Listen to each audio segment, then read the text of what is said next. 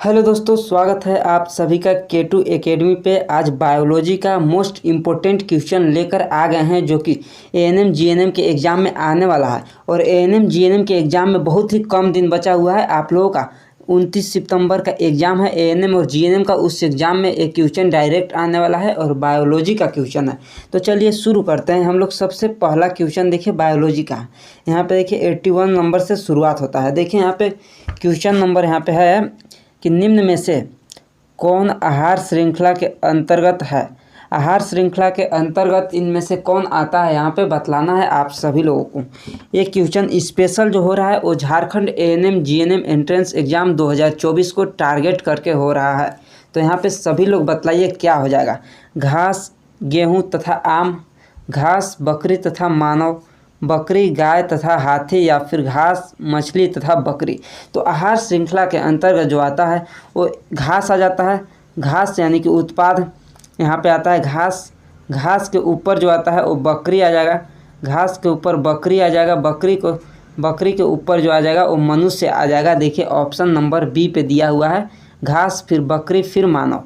घास हो जाएगा, बकरी हो जाएगा, फिर मानव। घास को बकरी खा सकता है और बकरी जो है इसको मानव खा सकता है। तो ये आहार श्रृंखला में हो जाएगा ऑप्शन नंबर बी। इसके बाद देखिए अगला क्वेश्चन है। अगला क्वेश्चन है यहाँ पर देखिए, यहाँ पर CFC का पूर्ण रूप क्या है। Full form of CFC, Chennai football club, chlorofluorocarbon, carbon fluoride compound, या फिर नन ऑफ डीज। क्या हो जाएगा यहाँ पे CFC का जो पूरा नाम होता है वो क्या होता है, और यह बहुत ही घातक होता है। CFC जो होता है वो क्लोरोफ्लोरोकार्बन होता है, क्लोरोफ्लोरोकार्बन। और यह जो है एक कहाँ से निकलता है आप लोगों को मालूम है तो बतलाइए। ये जो है वो फ्रिज से निकलता है, क्लोरोफ्लोरोकार्बन फ्रिज से। इसके बाद देखिए अगला क्वेश्चन है।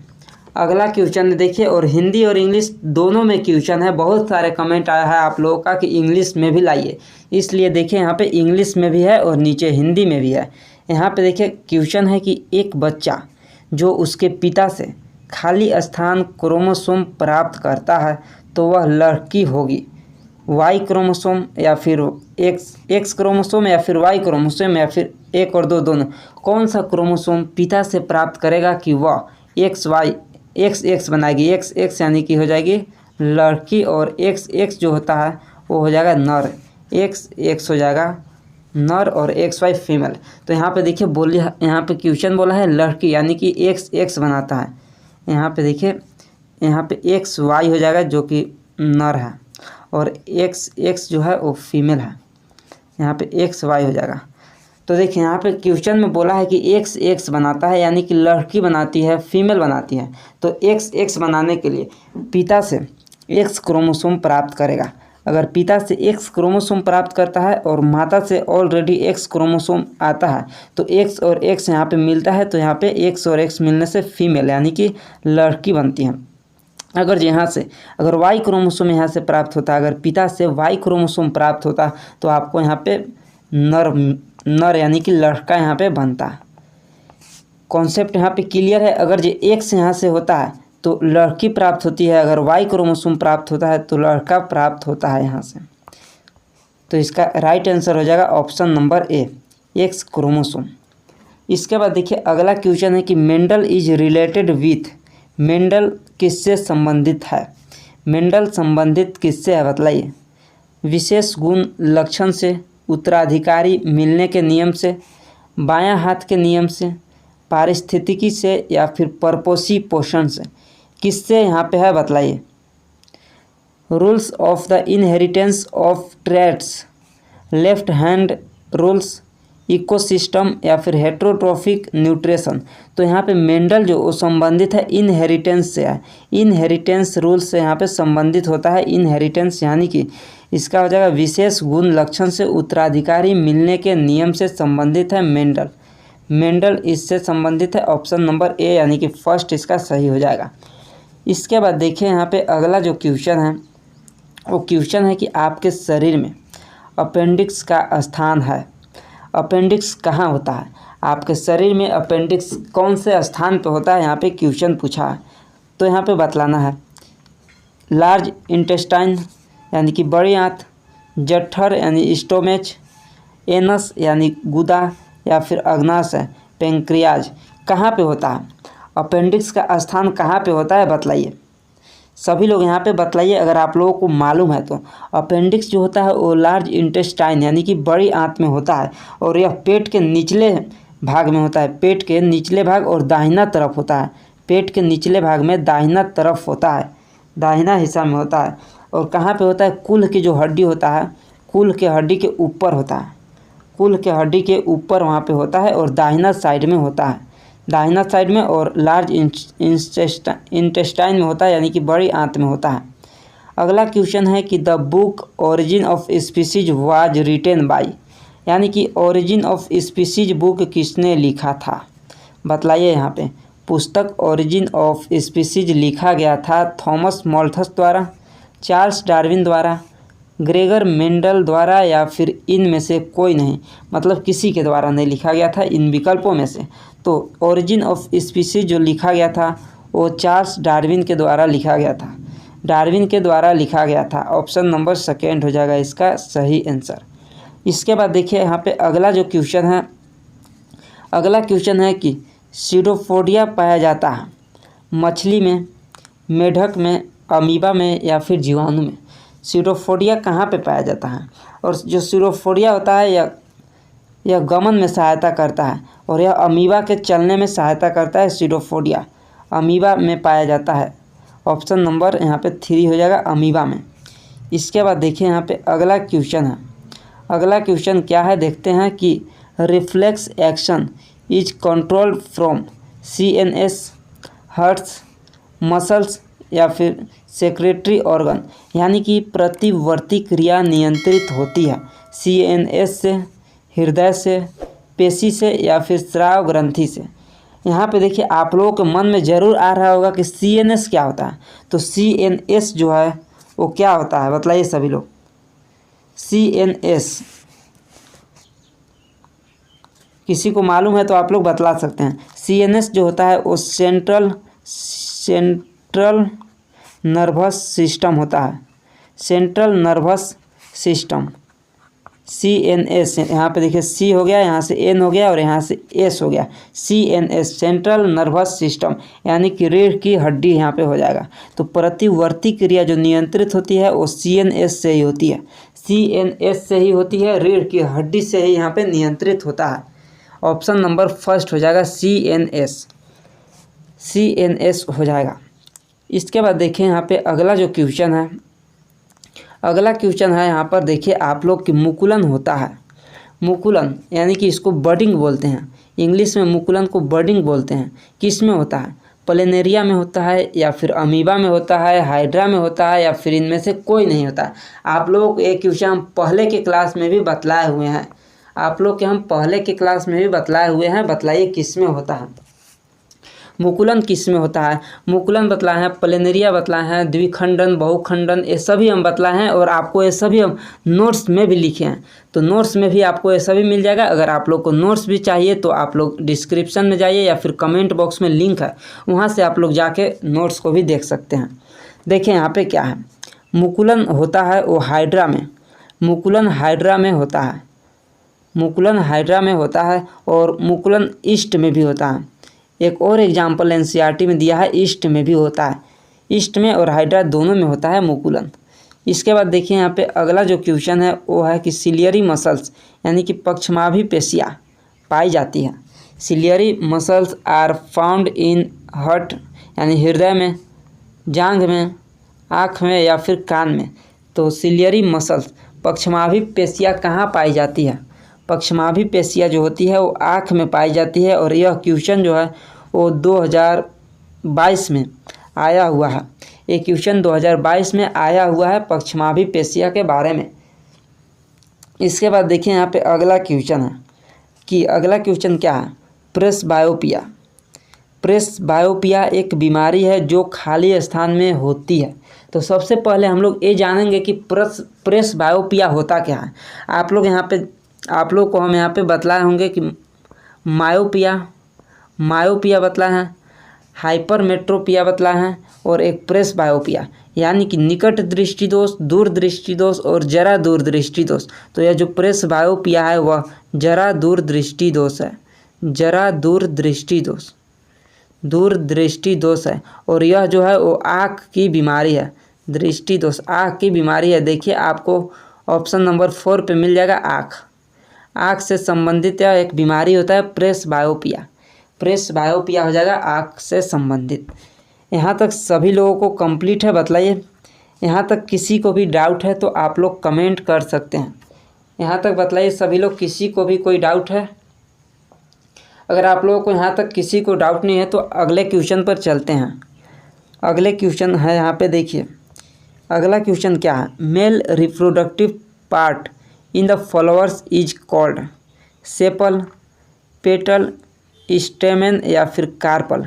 यानी कि जो फ्लावर होते हैं उनको, फ्लावर यानी कि फूल का जो मेल भाग होता है यानी कि नर भाग जो होता है वो क्या है, इनमें से बतलाइए। तो यहाँ पे देखिए पुंकेसर हो जाएगा, यानी कि स्टैमन हो जाएगा।